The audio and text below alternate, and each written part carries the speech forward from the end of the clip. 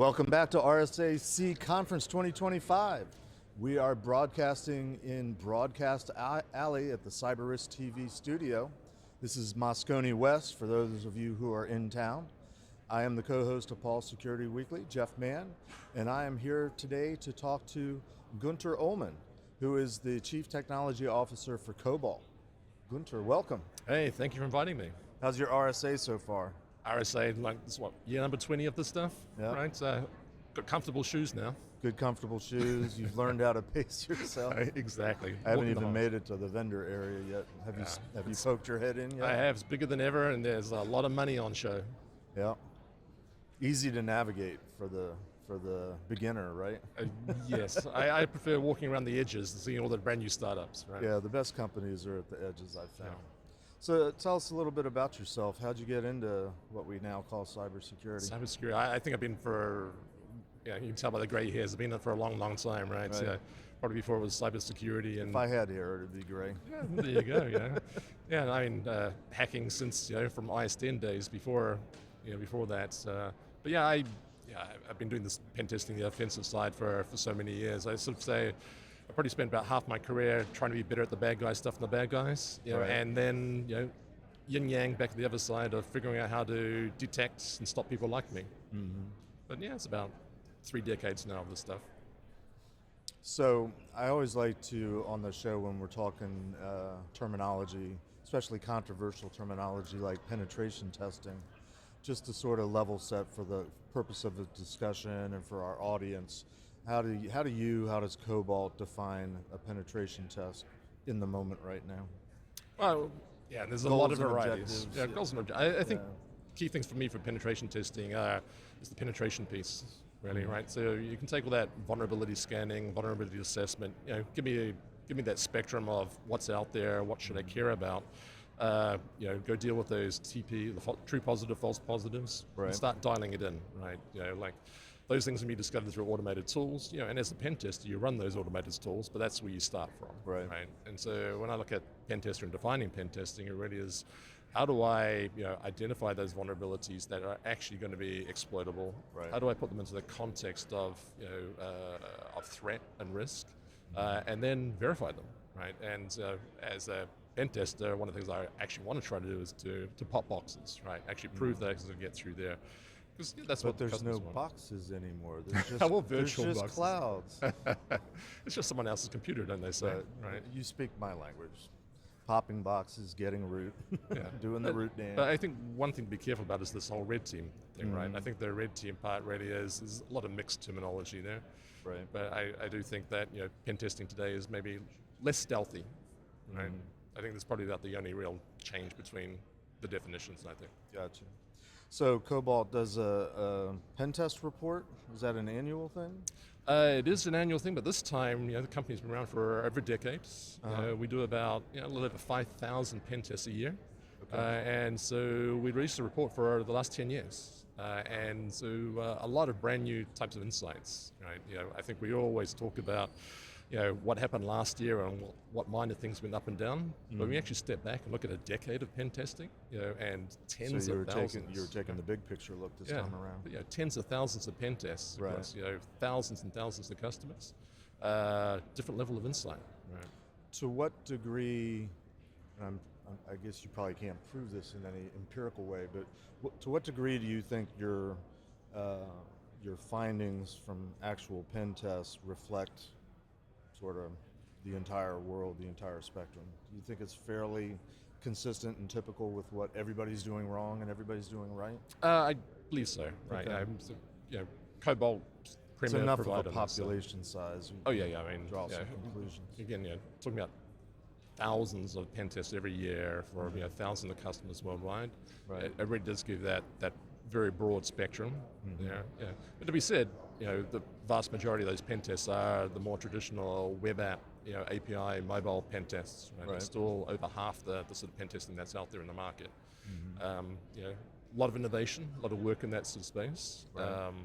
But you still see the same classes of threats. I wrote my first paper on cross-site scripting and first paper on the SQL injection back in 2002, and that's still probably the late 1900s. Yeah, and that's still the number one threats you see, right? Yeah.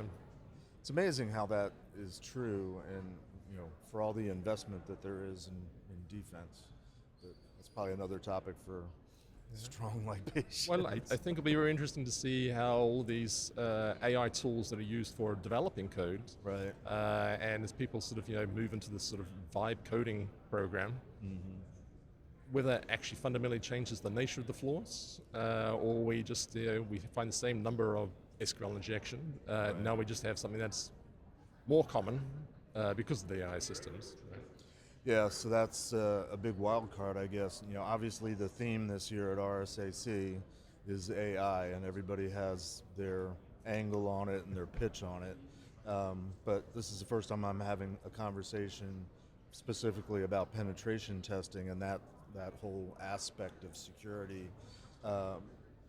Your report this year, does it have findings that are related to what you're starting to see? The impact that AI is having out there?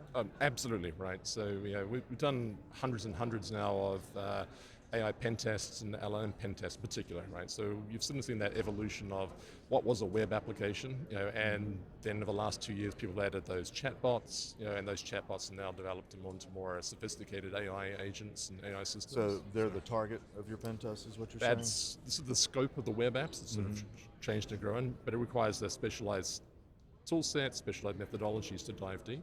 And so what we're seeing is many more new vulnerabilities in that sort of LLM space, right? And I think one of the more interesting things, if you look at the view from the Pentesting Report in particular, is the nature of the vulnerabilities, but how long it takes to fix these things, right?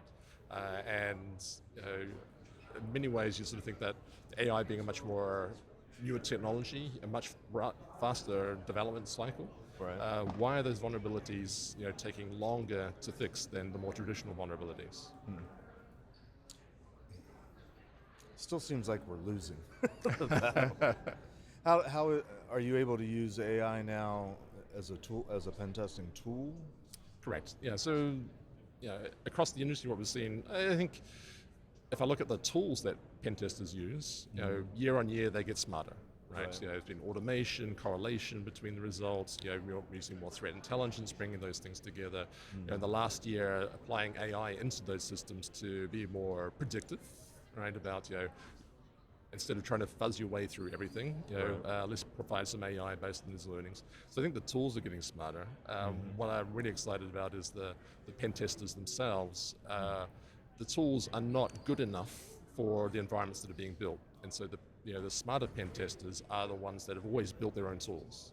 Gotcha. And I'm seeing many of the gray-haired crowds like, this is great. Last time I had to do this was 15 years ago for everything became Web 2.0 and da-da-da, and I did develop all these types of tools, and then cloud, and now I'm going to do go develop a new range of AI tools that help me find vulnerabilities faster and more, and help me find the spaces where I should be targeting.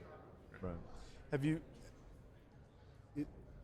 Is this thing, we should have defined AI, but we don't have enough time. Is this thing that we're calling AI and its impact on the world, and is it creating new categories of vulnerabilities, or is it just enumerating the class? I'm thinking like OWASP top 10 type stuff. Is it just enumerating in a much greater way the things we know about? Somewhere in between. Okay. Right? I think the nature of the vulnerabilities, if I sort of see that find in the AI and LLM. First of all, there's a whole big class of vulnerabilities that are all about the supply chain of that. How was it built, and so what does that DevOps pipeline really look like? Where are the vulnerabilities in there? But you can say that for pretty much any type of web application or modern development cycle. Right. But I think the parts that we're seeing that people are struggling with is this is often a new open source black box. Right. I'm going to drop this thing in there, right? And it has a number of vulnerabilities. They're more difficult to discover, typically, inside this particular box. But because the box is a lot of vectors and a lot of math, your ability to actually patch these things and fix these things isn't there. And so I think many organizations are still stumbling to try to figure out, how do I layer my defenses around this thing, because it's a new generation of open source problems. Right. Well, that was kind of going to be my next question. Was what is AI doing to help us discover the fixes to the vulnerabilities it's discovering? Because we're coming up with new stuff, and I'm not an expert by any means on the types of attacks and the types of vulnerabilities targeted at like the AI agents or LLMs, but I've heard of things like poisoning.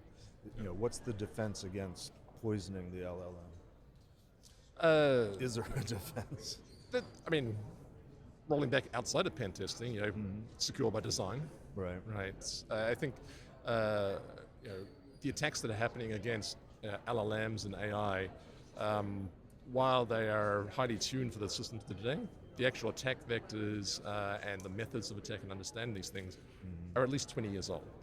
Right. So they've evolved for the times, but validating inputs, validating outputs, and the testing around those things are fundamental, but we may have forgotten to do it again this time. Right. So I would assume that there's some level of the pen testing that you guys do that's what I would call old school, hands on the keyboard. It's a person, not a series of tools. Is that needed in the future? Is that needed now as we're still needed? Or? Oh, absolutely, probably even more so, right? I think... How so? So, if I look at the tools that are being used, tools are getting smarter, that's great, right? But the transition from taking those tools into, say, a managed service or a SaaS penetration testing type of thing is that the data that you're running these tests, you're bringing that data back, and you are incrementally improving your tool based on the findings of your tool. But your tool can only find certain things, right? And so you need a research team that sort of helps add a few pieces. So you're limited by that, right? What I am seeing is that that process of a tool with AI and then trying to learn that process is very limited. It's a very linear path, and it's going to tap out, right? What I'm seeing from my side, from the penetration testing side, is that all pen testers always use different types of tools. That's where you start from, right? It makes sense. We're expensive people, right? And really investing in how do I learn from the people that actually have the real skills, and applying that back into these systems, right? And that's one of the things that has attracted me to Cobalt, is that there are many thousands of people like me, like yourself in those past years, right, that are out there that love this work, have very specialized skills, which are irreplaceable in these parts, right? And so, how do I tap that community and get them focused on, there was an environment, the scanners found this level, the automatic triaging found this, the AI found these levels out here, and now I know these things. So here is an oracle of this type of system here is it's all on AWS. There are assisting people in the world that really know and can reliably exploit these things. I know who you are, let's bring you in to do those 4 hours, 8 hours of work, right? So the LLMs and the AI have not yet learned the tenacity, the OCD aspect of how we approach the problem. That's great, but those AI tools require data and voluminous data to learn, right? Sure. And at a higher end, first of all, those people don't generate that volume of data, right? And it's so specialized, it's never going to be in that space, right? I think we'll just constant elevation. The tools will get smarter, but the need for the specialized skills will continue to grow.